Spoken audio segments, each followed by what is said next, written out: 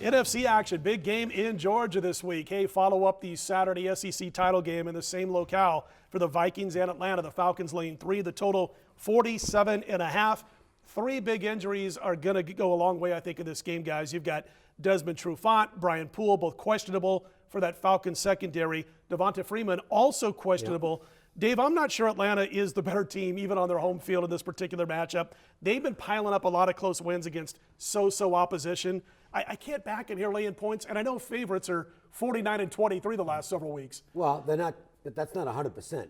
And I look. The Vikings are a better team than Atlanta right now. I know Atlanta's showing some life down the stretch. Hi, but I'm not sold. You know, everybody say, well, that's it. The hangover's done. They're back to being the Falcons. And look, Julio Jones was amazing last week. What did he have? 12 catches for 250 yards, 2 touchdowns. Yeah, he's washed up. Yeah, that guy's back in gear. He's unstoppable. But this Vikings team is just playing.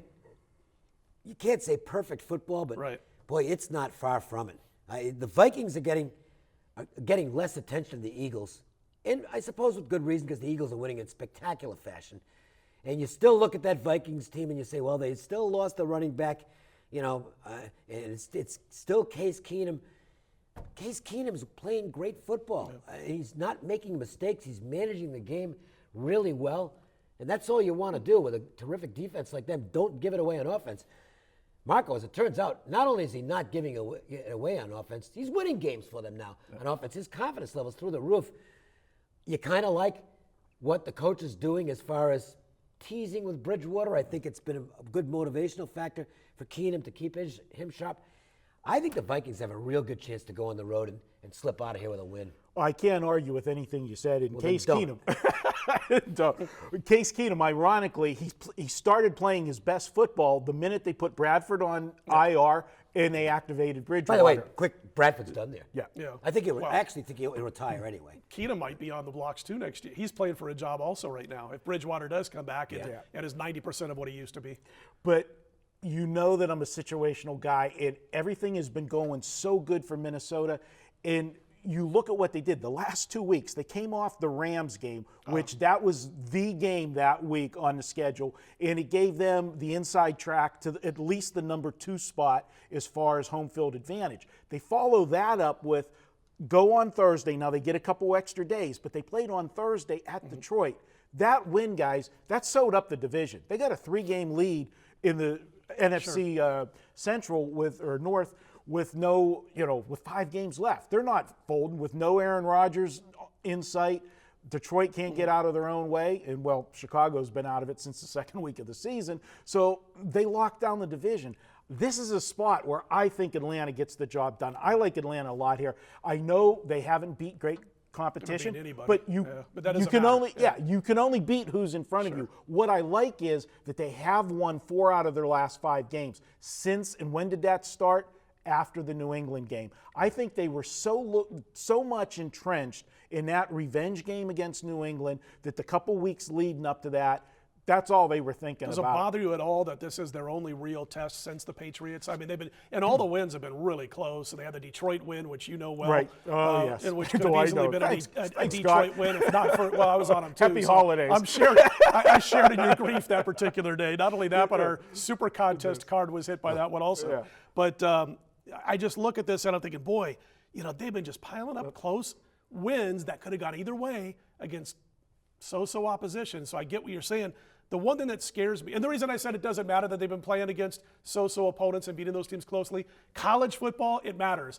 NFL, it doesn't matter because every team is an all-star. Yep. Well, outside of Cleveland, every team is an all-star roster from the college days. But Zimmer has been so tremendous in these +3 to -3 line range games. In fact, they're on a 20-7 run. And a lot of times those +3, -3 games, as far as the spread's concerned, comes down to great coaching, doesn't make dumb mistakes, and his team is fundamentally sound. So I'm not disagreeing with what you're saying. I'm just saying there's some factors in here that have to do with Zimmer that Atlanta's not going to see a lot during the season from other coaching staffs. I can't argue with any of that. For me, I'm playing the spot, and I am going with Atlanta here. And this is one of those other things, too. Just like Philadelphia, this is the start of a 3-game road trip for the Vikings. you guys remember the season when there has been as many 3-game road trips as there's been this year in the NFL? We used to see those a lot back in the Yes, day. sure. Yeah. But then the schedule Oh, makers they- eliminated yeah, them. right. And It's like all it of it, doesn't- yeah. We don't see like the 3 games and 3 nights deals in the NBA. We don't see that anymore. Right. You know, a lot of things change. So this is an unusual situation in, Yeah, no, from that absolute- sense. But I'd rather catch Catch it on the first one. Yeah, I'd rather catch them in the first week than the last week. So you're playing the game as the Atlanta Falcons, I'm right? taking the Atlanta Falcons. All right, I well, like them here. You've been also kicking tail right now in college basketball on the hardwood. 8-0 run as we cut these videos, right? Am I correct? 8-0? 8-0 for the season. We've been very selective. Basketball, I tentatively, I go cautious at the beginning of the season. I'm a situational guy. I like to see things with my eyes. I like the teams to play a little bit. But it's worked out for us, 8-0, and we're offering a special deal at WagerTalk right now. If you want to get on board for the basketball, and that's all the way through college and pro through the NBA Finals, normally $9.95. You can get it for $7.95 through this weekend. Check it out, 8-0. We're going. It's Wednesday. We do have a play on Wednesday, going for 9-0. Get it done.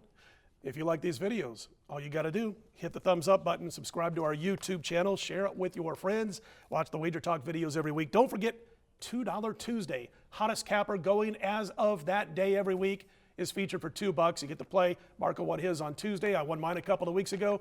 It's just good stuff, and it's only $2. Can't beat that with a stick. We're going to come back with more UFC 218 with Lou. Check it out. Stick around.